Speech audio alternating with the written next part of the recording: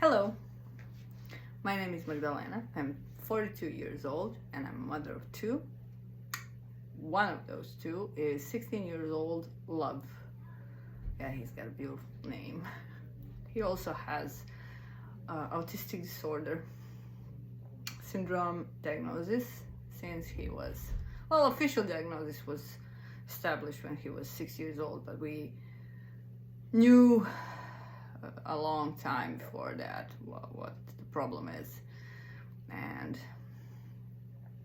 I'm here to talk about our journey. So I'm going to tell you how we went from a child that screams, doesn't sleep, runs all the time. He was running like 22 hours a day and he would only sleep like 2 hours a day.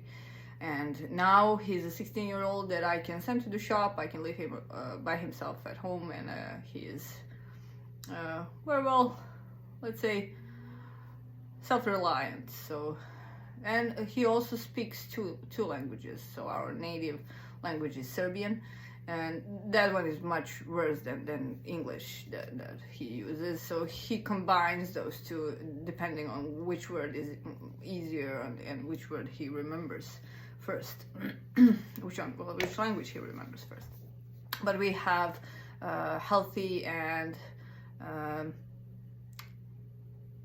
let's say the communication is not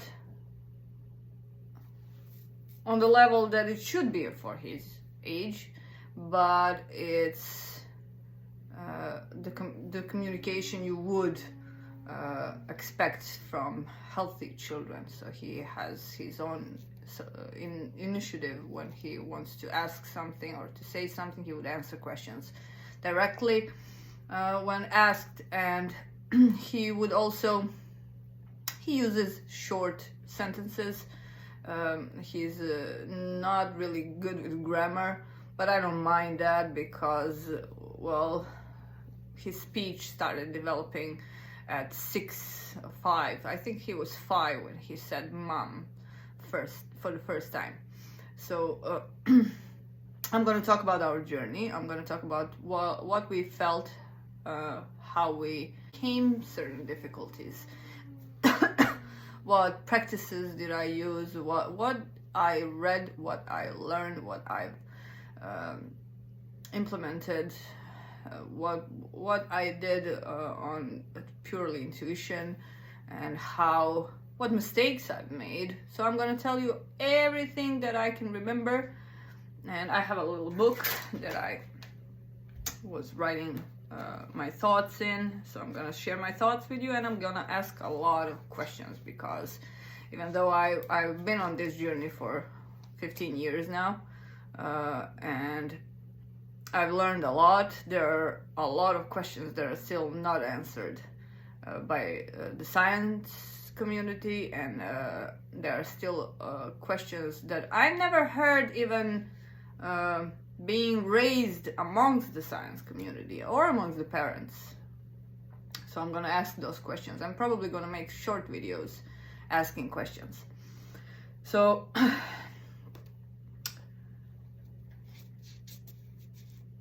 how did I get to this point? And wow, well, this is a very difficult thing for me to do because I really don't like being filmed and I really don't like speaking in public.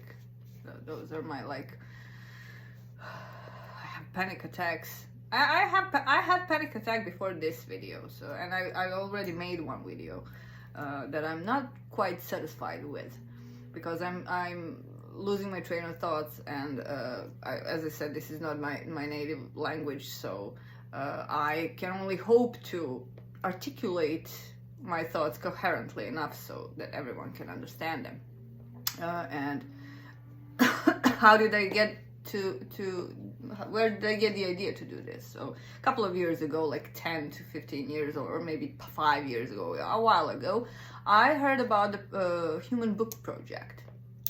And I thought the idea of having people talk and listen to other people and their experiences and how they managed or solved certain things in life would be beneficial to others. Also, I think we are in time period where I can see that a lot of internet communication and a lot of, let's say, platforms are being used to share information. So it's not purely entertainment anymore, and that kind of pushed me, along with other things. It pushed me to this course, let's say, of filming our journey and talk about it.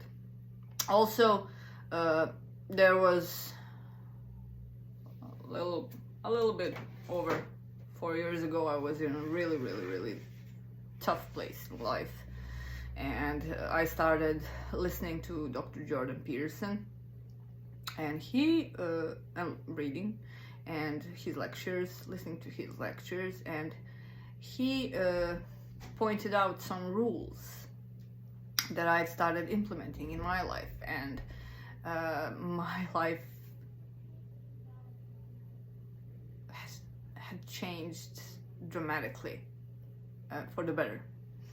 So this is kind of like a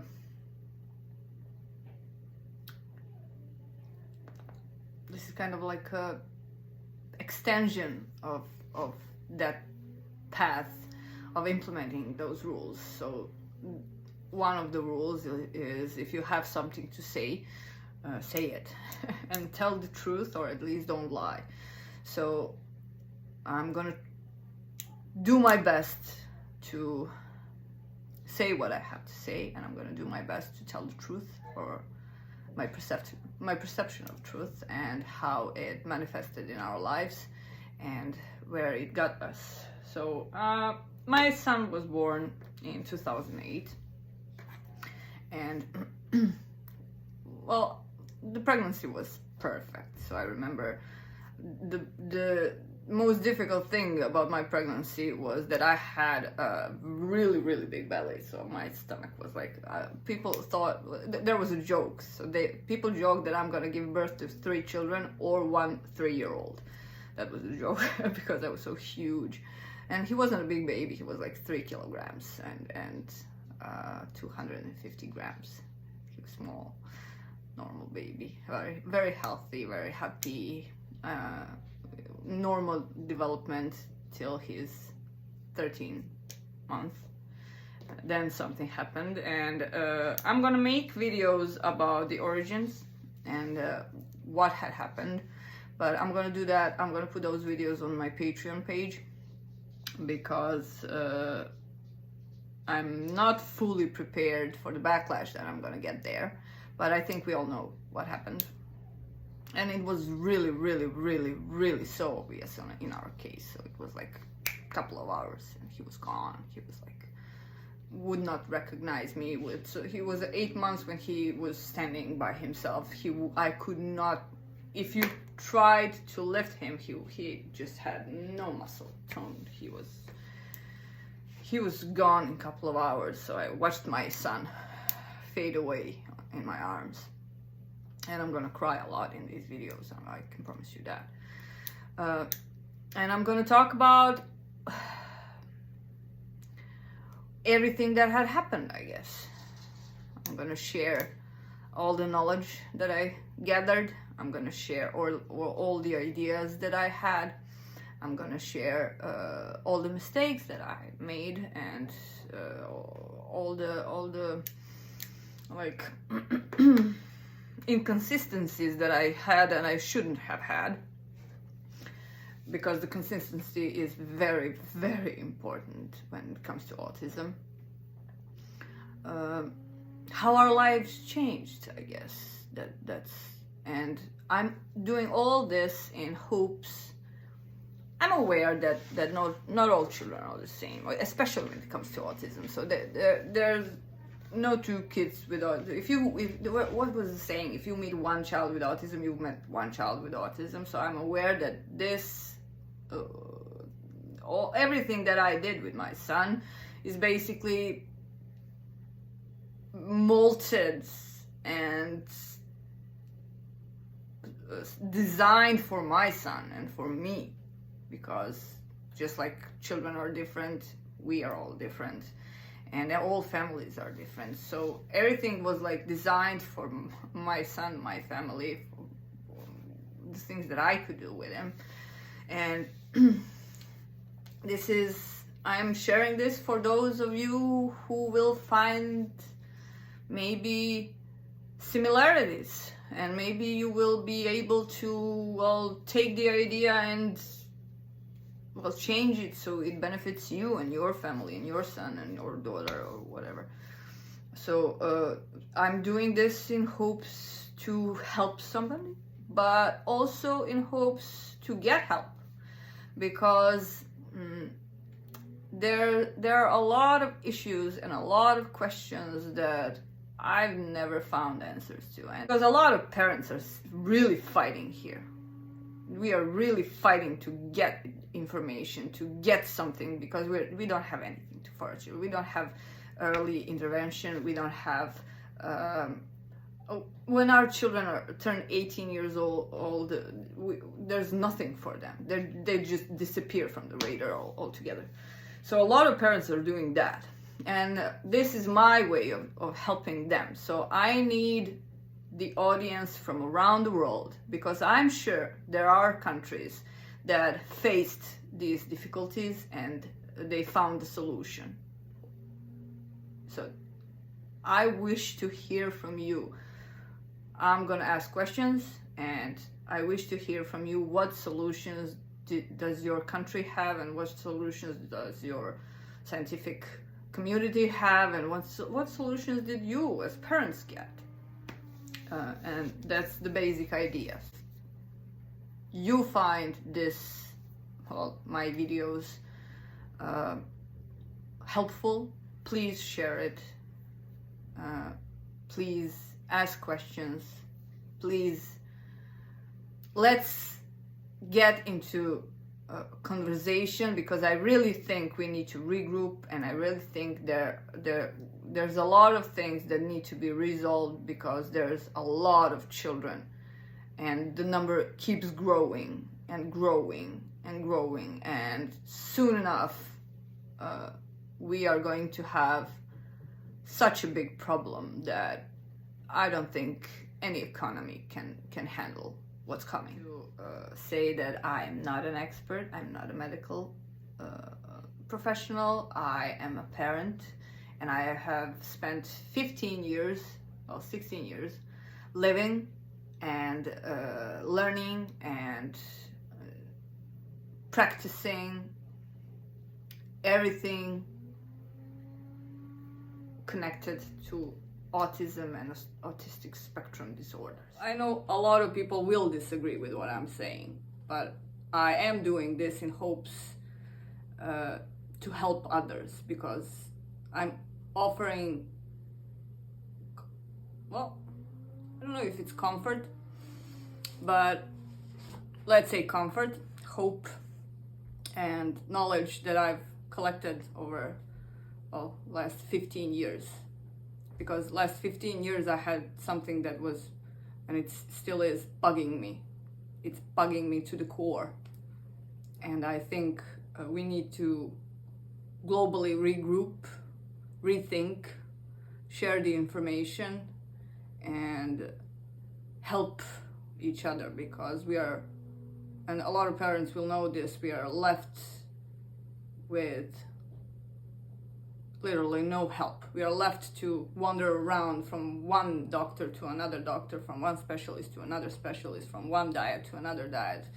And we are often told you need to work at home and you need to do things at home. And I don't think I do believe there are countries and there are people who are getting the information they need to start working at home and to help their children in early ages. But I live in Serbia, and Serbia is a country that has, well, we still don't have registry, so we still don't have the number of people with autistic symptoms and autism diagnosis.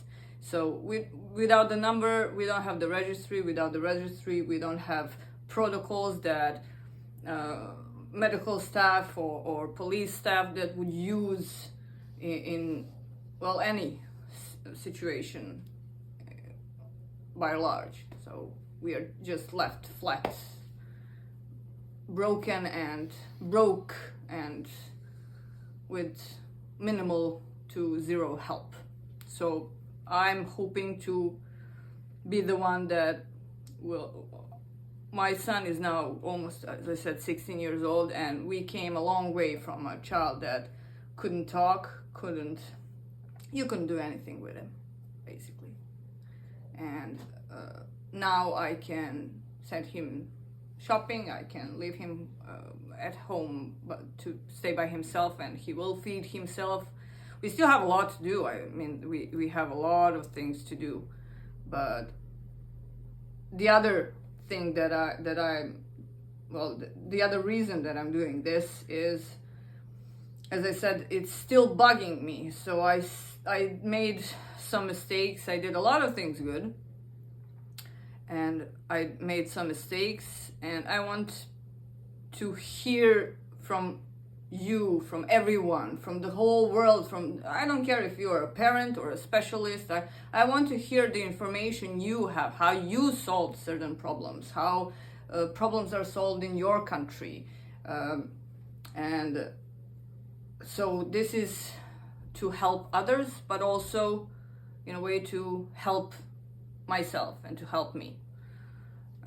This is also a growth moment for me, because I'm doing one of the scariest things in the world by speaking out loud in front of the audience. And I have a special person with me to help me, because, as I said, it's really difficult. And I'm gonna cry a lot because I'm gonna talk about the moments that I had when you have a child that develops normally.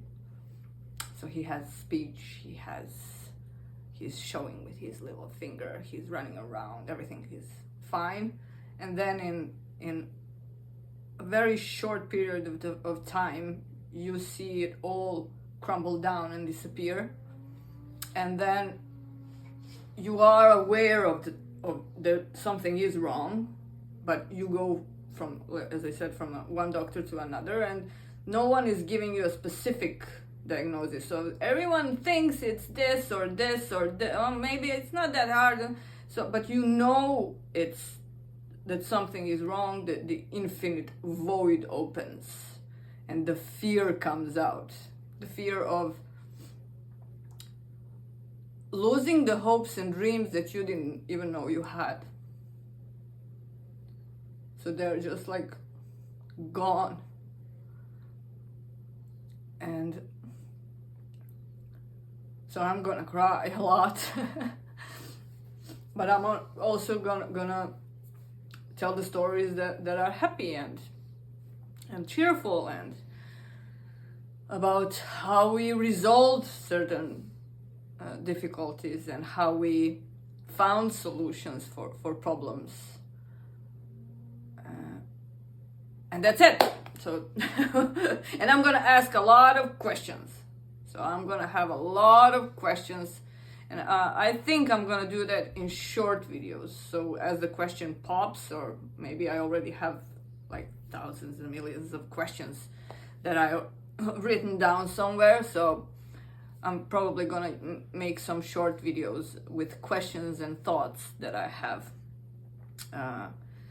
If you disagree with my train of thoughts and with my thinking and with my solutions, please write them down, and please tell me why and what am I doing. Say it out loud that I am not a specialist, I'm not medically trained, I am not offering any form of cure or any form of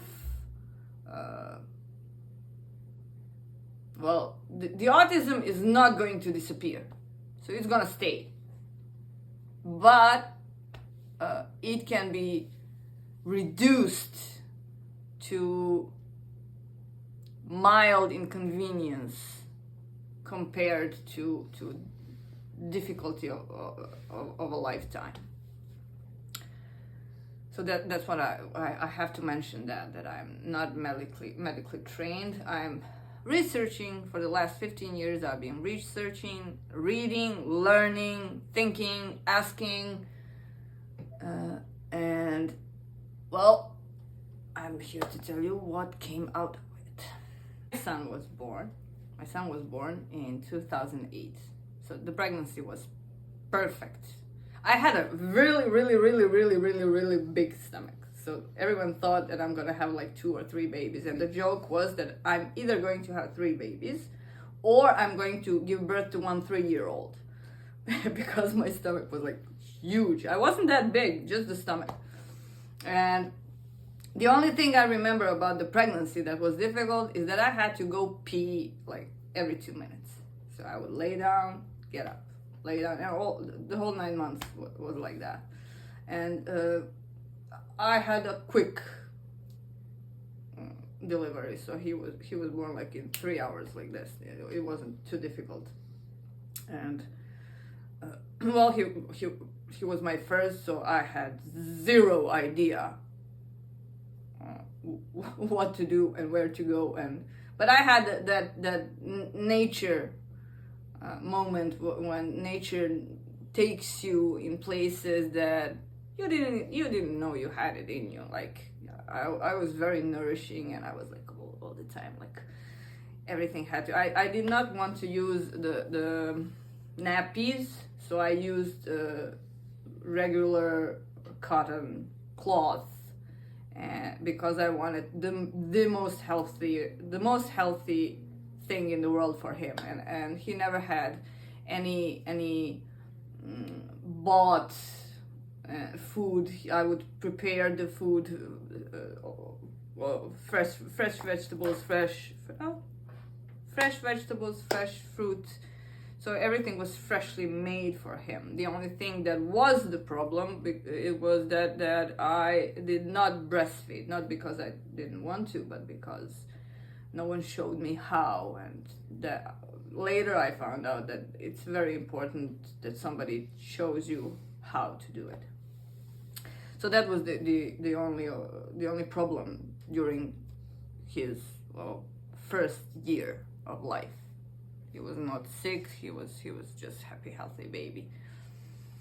And then something happened. After that, there was a period of, just general confusion, because he didn't seem like something is wrong. He seemed like any other lively kid. So he would run around, but there was this unease when it comes to letting him go run around, because he would not stop.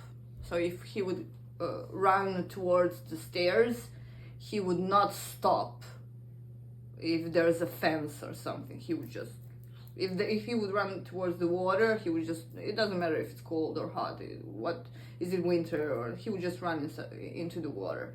So there was this unease to let him go when he was really, but I connected that with like everyone's child is too small to let him go run around wherever he wants, whenever he wants. So it wasn't like really something to notice until it became very obvious that he's not going to stop running around ever. So he was running around 20 to 22 hours a day, and he was asleep or resting 2 to 3 hours a day. So there was no sleeping for anyone. And he was really running. Everyone remembered us by running around. He wasn't running around his axis, so he wasn't like, he did not have usual autism signs. So he would look at you for a second, and then he would like move his head, and he did not clap. So there was no clapping, no flapping, but running was around the building, around the house, around the block, wherever we went, we had to go running. So there was no stopping in running. And also he would build, so you know how the autistic children, they tend to put their toys or whatever in specific order. He would build them. He would put them one on top of another. And there was also the wheel turning moment. So those were some, well, signs that were visible, noticeable. Also, he wasn't paying attention to me. If I was in the room or I was out of the room, it was the same. I could leave him wherever I wanted, whenever I wanted, for as long as I want. So I could leave him in a stranger's house, and he would not notice that I'm gone, and he would also not notice when I'm back. So there was no, and before, in the first year, he was like, "Mommy," so that was gone. And the first 3 years, we were just lost. I was running around from, as I said, one specialist to another specialist, and then do this test, try this, try this, try this. Nothing seems to work. Every test was like, he's healthy. There was no genetic mutations, no nothing that would tell us like there is a problem in his brain, or there is a problem in his tongue, or there is a problem with his hearing. No problem. So everything was just, he's happy and healthy. And then there was this doctor that, I think she saw him for like a second, and she said autism, and I hated her. Oh God. I did. She said something I knew that I didn't want to say out loud.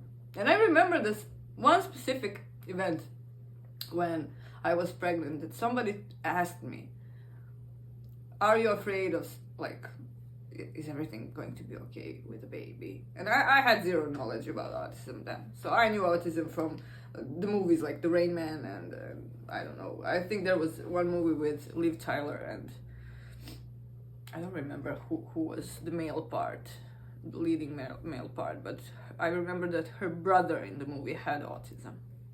And when the person who asked me, "Am I afraid of anything, like if everything's okay with the baby?" I specifically remember, I can take anything. I'm only afraid of autism because I know nothing about it. So I said it out loud. And then that doctor told me out loud that the only thing I said that I'm afraid of, I got it. It's mine to handle it. And I gave myself 7 days, a week. So that week was so this is the 7-day morning. In those 7 days, I could ask questions like, why me? Why my baby? Why my son? What happened? What? So I could be desperate in those 7 days. I allowed myself. But after those 7 days, and I had in those 7 days, I had panic attacks, like every 2 to 3 minutes. I would like, if somebody comes into the room I'm in, I would like hyperventilate because I couldn't breathe out of fear. Give me something.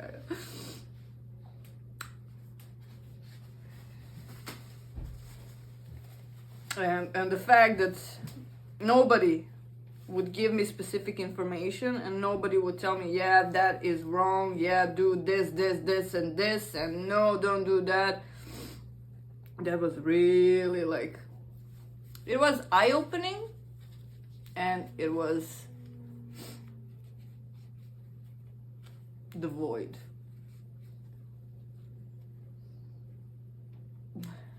Infinite void opened up. like a. So yeah, after that, those 7 days, I said, okay, so we have autism now. What hell is that? How does it manifest? What weapons do I have? That's the enemy, so I have to know who the enemy is and what weapons do I have to fight it.